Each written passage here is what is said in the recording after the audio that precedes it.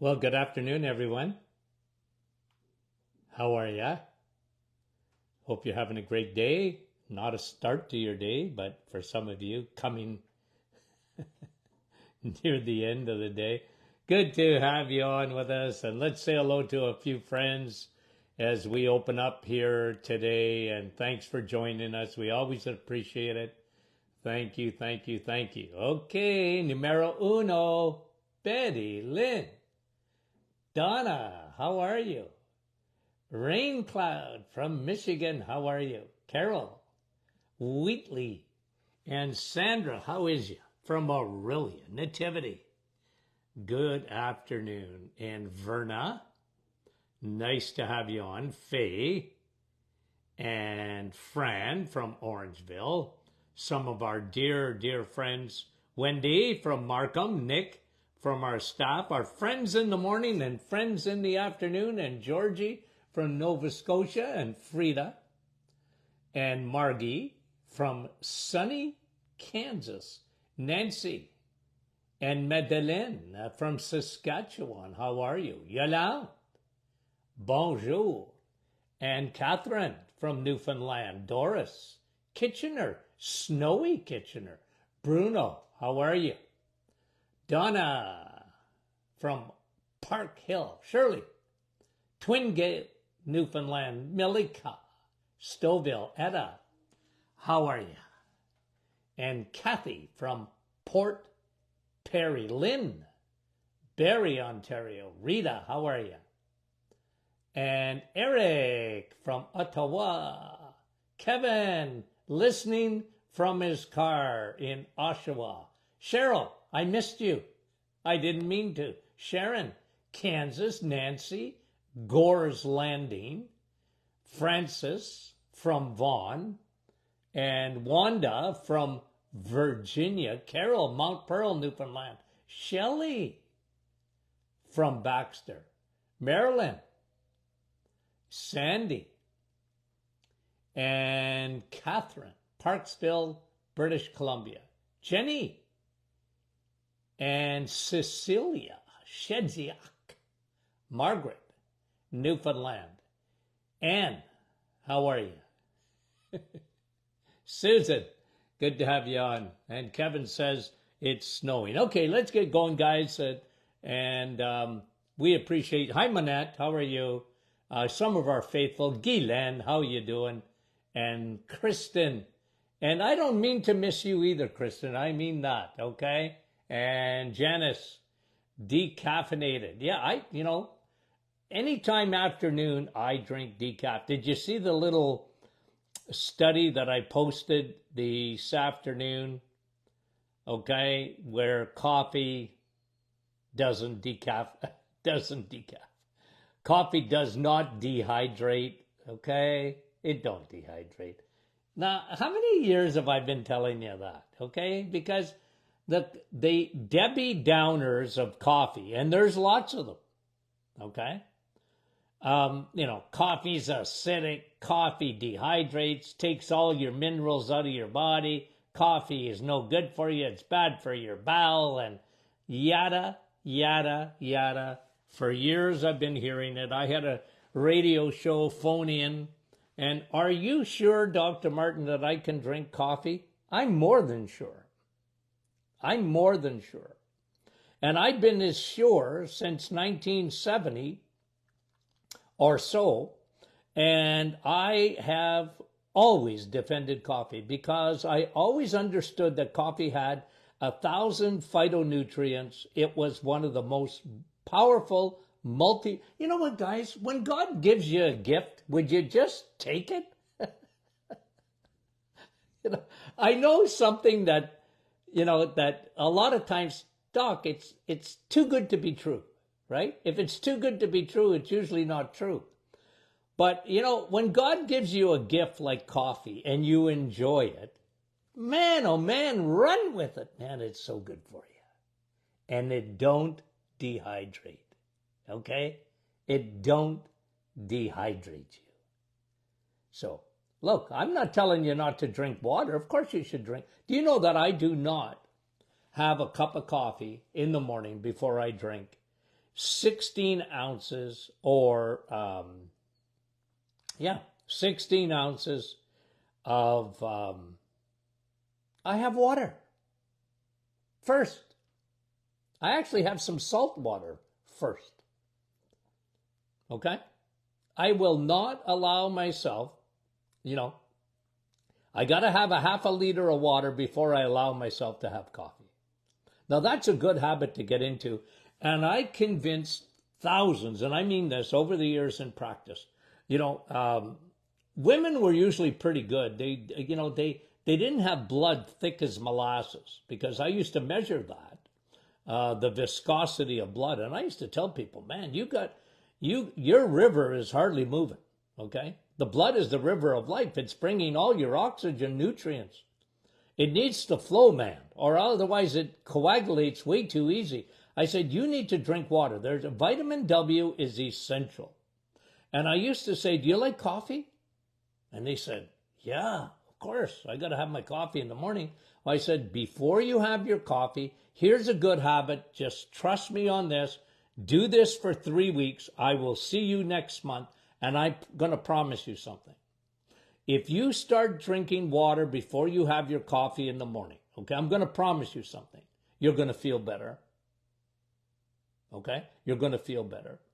And I want you to get a mental image of the blood that I just showed you, thick as molasses, and you're going to thin out your blood. Now, you might think that taking baby aspirin, a lot of people take a baby aspirin. That's another podcast. I've talked about that in the past. The FDA and Health Canada, they don't recommend that. Not unless you've had a heart attack or a stroke. They don't recommend you take it because it thins your blood all right, but there's a lot of side effects associated with that. Why not just drink water? I'm telling you, the benefits of drinking water are legion, and one of them is it gets your blood moving like nothing else. Get the river moving. You know that your water, when you drink water, nothing in it, like you could have a little bit of salt, it actually takes a beeline. It don't pass go. Like it takes a beeline right to your blood. It'll get there in less than 5 seconds. Flowing. And guys, from your brain to your toes, you need it. Okay, so another win for coffee. It does not. Now, there's been other studies showing that it doesn't dehydrate, and this is just another one. Okay, hot off the presses. Coffee does not dehydrate. It's the real vitamin C. Vitamin C, ascorbic acid, has nothing on coffee. So God gives you a gift. Enjoy it. Enjoy it. Run. And run away from people that tell you it's no good for you. Okay? I'm telling you, coffee is anti-cancer. It is, it is a powerful antioxidant. It is a powerful detox for your liver. Tremendous. Remember, they used to use coffee enemas. Do you guys remember that? And to do a detox, a coffee enema. There's nothing that will fix your liver like a coffee, and of course, when you lay off sugar. Okay, so I just wanted to bring that to you. Now, this just came out, right? This just came out. I read it yesterday.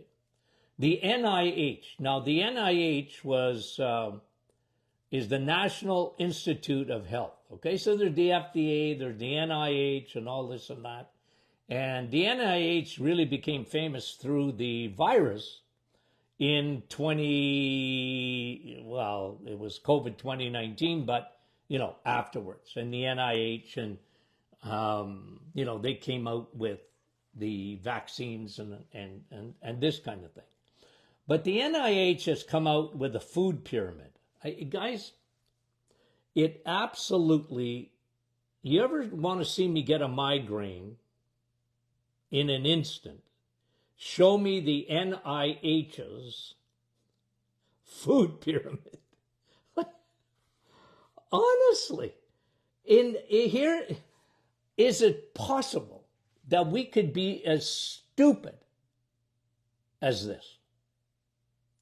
Is it possible that they would put, and I'm not kidding you, listen to what a couple of things are on the pyramid, eat a little bit on the top of the pyramid, and as it widens out at the bottom, this is what you should live on, okay? You know what's at the bottom?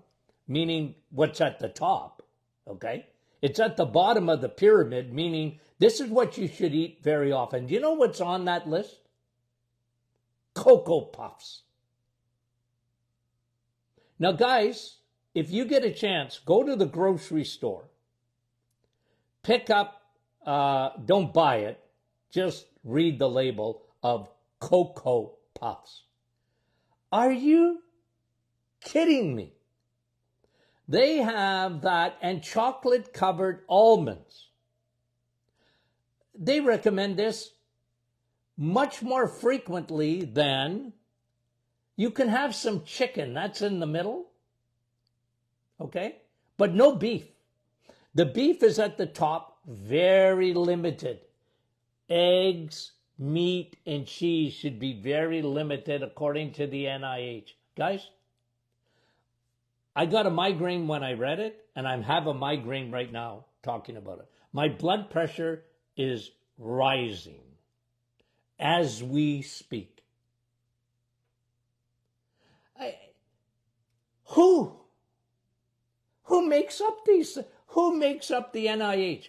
Obviously, people that know nothing about nutrition. You know, I can't get over how dietitians, like officially licensed dietitians, have been as duped as they've been duped. It's almost astounding. I said, how can you go to university, post-secondary, and you know, these Bachelor of Science and Master degrees, and be so, I don't want to use the word stupid, I might offend someone, silly. How can you be so silly? How could anyone think that Cocoa Puffs, I haven't even heard of that cereal for a long time. Like, are you kidding me? That this would be prime time nutrition? You'd take Cocoa Puffs over an egg? You'd take a chocolate-covered almond? Guys, I know this is so elemental. It is so elementary. It is so stupid that it's hardly worth talking about. But the NIH, the National Institute of Health, I read an article on this, and someone said, well, it's because people on food stamps in the United States, that's what they can afford with their food stamps. You know, I feel sorry for this world. I really do. I'm glad, in a way, that I'm 72. And I'm on my way out. I can't handle it. I just don't have the makeup to pass by stupidity without commenting on it. I can't. Okay? I can't. I wish I could just not even let it bother me, but it bothers me. How can this happen? But it's happening. Anyways, one thing I know about my audience, you guys know better than that. I don't even have to. I sort of bring it out, even though it does bother me, I bring it out as sort of comical, okay? Like it's a little bit of a funny hour, okay? You know how they say happy hour? Isn't it right around now, happy hour? Well, this is funny hour, guys. This makes me die inside laughing if it wasn't so sad. If it wasn't so sad. Okay? It just lies, lies, lies, lies. Okay? Now, someone on, I think it was yesterday, it might have been the day before, and I said, I got to answer this because they're asking the question, Doc, I'm always sick. I'm always sick. I've had one cold or one bug after another. Okay. Let me give you a little bit of advice. Okay. Now, I can't tell you how much vitamin D to take, but you should at least, if you can, and it's not always easy, to get your vitamin D levels checked. But I'm telling you, this is just 99%, 99.9%. If you're getting sick all the time, you got low levels of vitamin D. They're not optimized. The other thing that I find is that people don't get enough vitamin A. Vitamin A is that invisible mask. Okay? Now, you're not, most people won't take a supplement of vitamin A. You could, with cod liver oil, would give you a good dose of vitamin A. And for some people, I used to do that in the office. But most people, you know what I did? I told them to eat steak. There's nothing that has more vitamin A than steak or hamburger without the bun. Vitamin A is found only in the animal kingdom. When you eat eggs and meat and cheese, you're going to get good doses of vitamin A. When you're not eating enough of that, I'm telling you, your immune system, and this is the time of the year, right? The dark months. We're not out of it yet. Okay? December, January, February, the three worst months for the flu, for bugs, for viruses, bacteria, circulating, and people's immune system, because, at the end of the day, it's very simple. Not enough vitamin D. The sun's gone. If the sun is out, you're not getting 10,000 IUs of vitamin D from the sun if you're living anywhere in the northern hemisphere. Okay? Keep that in mind. And the other one is, one of the things that I find, two more things I find. You're always sick. Cortisol. Stress. Dr. Martin, I don't think I'm stressed. You're stressed. Just like I was stressed reading about Cocoa Puffs. Okay? I didn't think I was stressed. Well, are you sleeping? Not that good. You're stressed. Okay? You're stressed. And your cortisol goes up. And your cortisol is meant to be fired in circadian rhythm. But if you're always up there on the cortisol, it suppresses the immune system. When people get adrenal gland exhaustion, they're sick all the time. Their adrenals, their battery packs aren't working. Here's another one, okay? Your microbiome. The microbiome. Do you know that your microbiome, you have more receptors in your gut for melatonin and vitamin D than you have, for in your brain. Now, every cell in your body has receptors for vitamin D. But you need melatonin too. Melatonin is really good for you, not a supplement. I'm not big on melatonin supplements. Don't ask me. I don't like them because they have a shelf life. They usually don't work very well. People complain about that. I took melatonin, I slept for 2 nights, and I don't sleep anymore. Yeah, that's the problem. The best way to get melatonin is to get in the stinking sun. And this is where you can get melatonin in the winter. You don't need even to go outside to get melatonin. If the sun is out, go by a window and look. Don't look right into the sun. But get that, and if you can go for a walk on a bright day, even if it's in the middle of winter, it's all right. You're not getting vitamin D, but you're getting melatonin. And that helps, okay? It helps you to sleep. If you sleep, your stress levels will go down. Watch your microbiome. Watch your gut, okay? This is the time of the year, by the way, guys. Like, it's not even close. people have a tendency to reach out for junk food. We're down. It's been a long winter, even though in Northern Ontario, it's been a very mild winter, okay? But that doesn't make it, you're not getting vitamin D. This is the time of the year the immune system sinks like the Titanic, okay? So just remember that. That was another question that I got asked. I talked about coffee. I talked about the NIH. Why did I even read about it for a second here? And, a new study on fish oil and dementia. Very encouraging, okay? The more they study, guys, the more they study coffee, the more they realize how good it is. The more they study vitamin D, the more they realize how good it is, okay? The more they study the omega-3, okay? Vitamin O,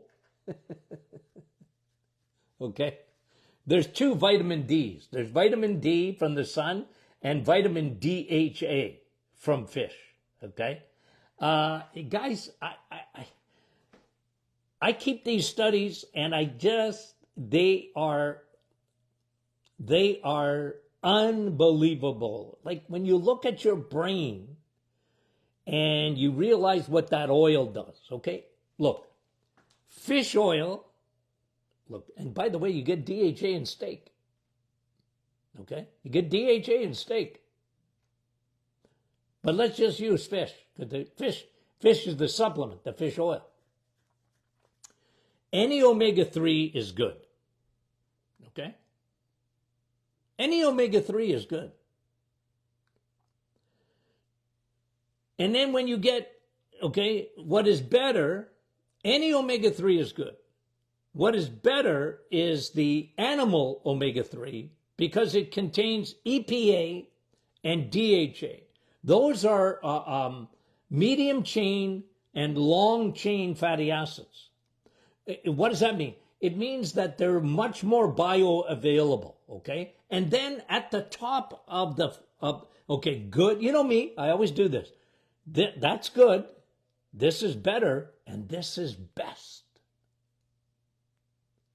If you want to see the studies on high DHA, it's the best. It's the best oil. Because it's long chain. Your brain is made up of DHA. 60% of your brain is DHA. Right? Now, I know I always repeat myself, but if someone calls you fathead, take it as a compliment. Your brain is made up of fat. And when you get Alzheimer's, your brain doesn't get, it's fat. Oh, you ate too much fat and now you got Alzheimer's. No. Your brain shrinks because of sugar. You need that fat. That's why you want to replace it as much as you can. Now, I didn't mean to do this, okay? I'm crazy. Now, you guys know I'm crazy. I don't have to point this out, okay? No, but guys, listen. Every time I get a study on omega-3, I flag it. And then this is with dementia, with Alzheimer's. Guys, we need to protect our brains. We need to protect those brains of ours.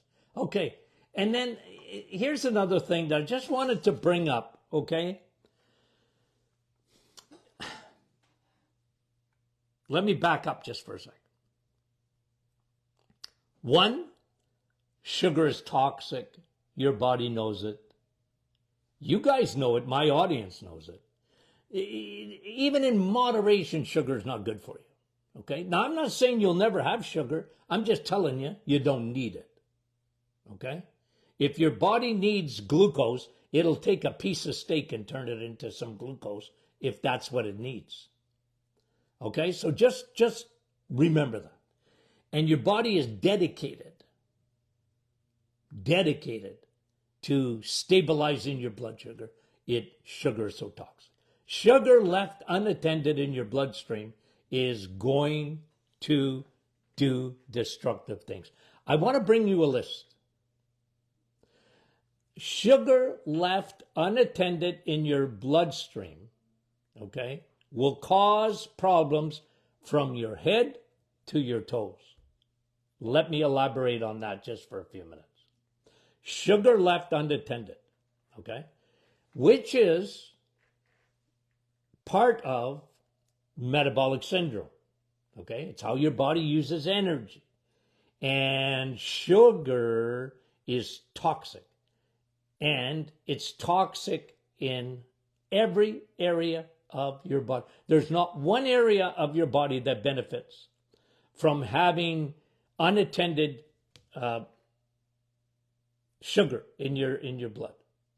Now, when I say unattended, I don't mean that insulin won't let you keep your blood sugar high unless you're a diabetic, officially a diabetic, because now your insulin's not working. But if your insulin's working, it will take sugar out of your bloodstream. Okay? It will. But you might get signs, and this is what I want to get at. You might get signs that sugar is bothering you, even though your blood sugar is relatively normal. Let me give you an example. Do you have skin tags? Look, go in the mirror, look at your neck or on your back, or you got skin tags? Your skin is diabetic. Without being diabetic. Without you being officially diabetic, your skin is a diabetic. What? Yep. You got sore joints, and I'm not talking, okay, you play baseball like me and you get hurt. I'm not talking about that. I'm talking about when your pain don't go away, you get chronic pain. Your joints are diabetic. Okay? Without, again, official. Understand what I'm saying? Your skin, your joints, ladies, and some gentlemen, your thyroid's diabetic. What? What? Well, your thyroid is slowed to a crawl. Yeah. And you're gaining weight. Yes. You're thinning hair. Yes. Thinning eyebrows. Yes. I look at food and I gain weight. That's me. That is a diabetic thyroid. Sugar, carbs, simple carbs, crappy carbs is making insulin work too hard, and that can affect your thyroid. Ladies, again, no gentlemen on this one. PCOS, polycystic ovarian disorder. That's diabetes of the ovaries. You're already diabetic of the ovaries. No, I'm not. Yes, you are. And you get hair on your chinny chin chin. Like here, I got hair on my chinny chin chin. I'm a man. It's normal. Ladies, you get a little bit of fuzz here, okay? That's a little bit of PCOS. That is when your ovaries are producing too much insulin, they're not producing insulin, but estrogen. You're dominant in estrogen, skin, weight gain, acne. I've seen 50-year-old ladies with acne. I said, good news is you're more like a teenager with your acne. Bad news is you got terrible insulin resistance and your estrogen's coming out both your ears. You're way too much of a woman. Let's fix that. Hormones, skin, joints. Okay? Joints. Heart, we talked about it.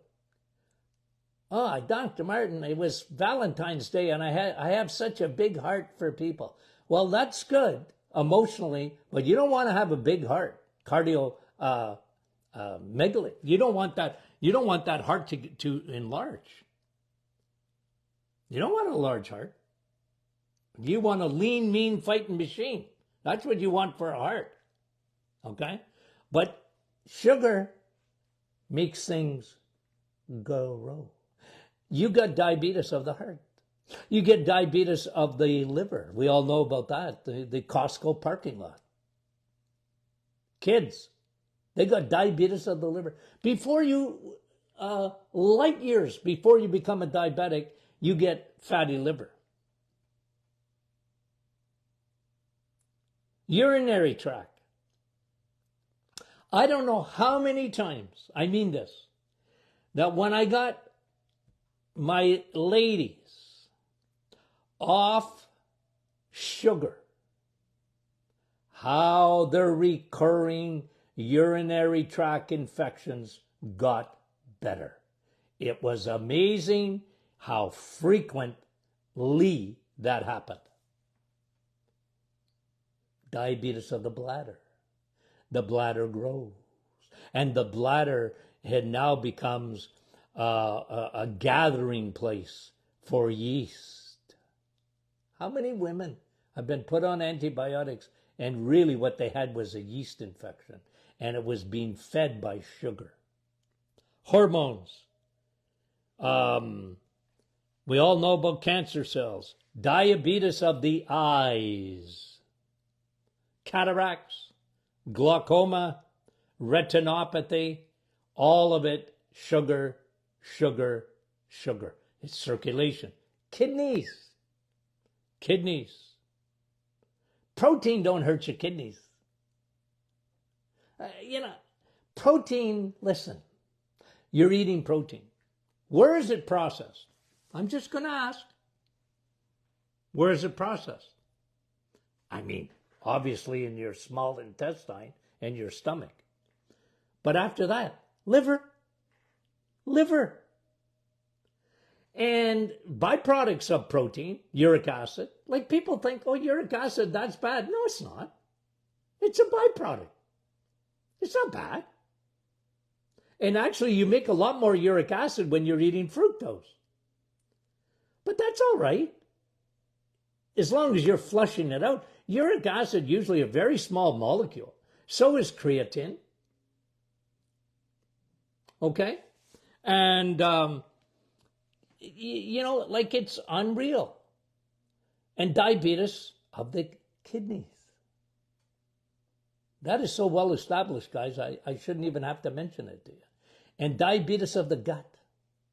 When you are feeding the third army, the Trojan horse that got into your gut in the form of yeast, and we feed the bears, we feed the wrong guys, we feed the wrong species in our gut. Diabetes of the gut. We're feeding them sugar. I miss anything? Skin? Lastly, brain, of course. I talk about it every day. What a major problem we have today. The shrinking of the brain. Sugar makes your brain shrink.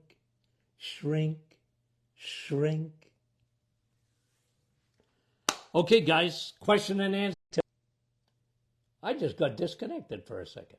Everything good? Can you see me? Can you hear me? I'm just doing this because I'm going to say goodbye to you. We love you. I don't know what happened. Guys, we love you dearly. We'll see you tomorrow. Tell your friends.